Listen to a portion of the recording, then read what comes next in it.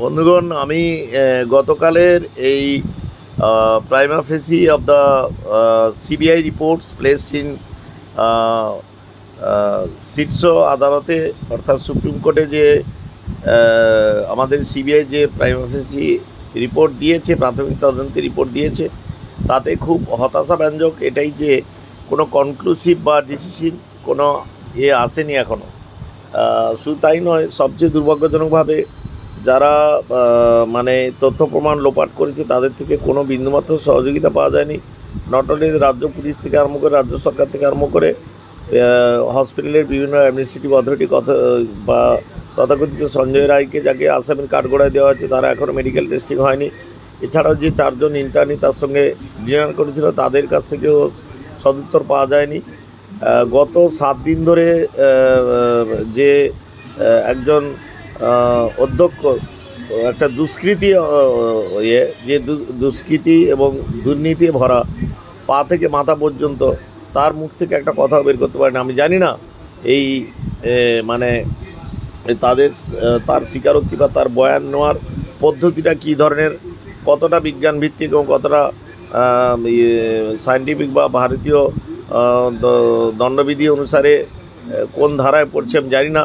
যেভাবে আমাদের Indian penal code system আছে, আইপিসি, যেভাবে আমাদের B.R. আম্বেদকর সংবিধান করেছিল, তার এখন আমূল পরিবর্তন করার সময় এসে গেছে।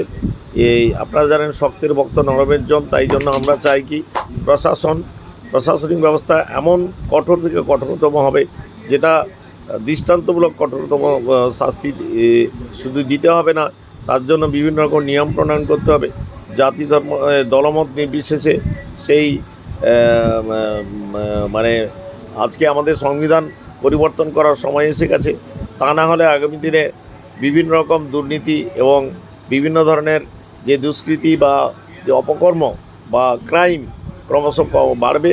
আজকে আপনারা জানেন যে ক্রাইম যে রেটে আমাদের ভারতবর্ষে বাড়ছে, আজকে টেলিভিশন পর্দায় দেখলাম পার ডে 90টি ধর্ষণ হয় এই স্বাধীন ভারতবর্ষে, সভ্য ভারতবর্ষে, যে ভারতবর্ষের সভ্যতা, যে ভারতবর্ষের সিভিলাইজেশন, প্রাচ্যের সভ্যতা আজকে পাশ্চাত্যের সভ্যতাকে ছাড়িয়ে গেছিল, যে সভ্যতার বাণী আজকে স্বামী বিবেকানন্দ দেশ বিদেশে প্রণয়ন করে লক্ষ লক্ষ কোটি কোটি মানুষের হৃদয় জয় করে নিয়েছিলেন, সেই বিবেকানন্দ আজকে কষ্ট পাচ্ছেন। সেই সনাতন হিন্দু ধর্ম, যেটা গোটা ভারতবর্ষে ঈর্ষণীয় এবং যেটা ভারতবর্ষে অনুকরণীয় এবং যেটা ভারতবর্ষে দর্শনীয়, পৃথিবীর বুকে যেটা অনুকরণীয়, সেই আজকে বঙ্গ সংস্কৃতি, আজকে ভারতীয় সনাতন হিন্দু ধর্ম বা যে সভ্যতা, যে সেটা আজকে অবলুপ্তির পথে।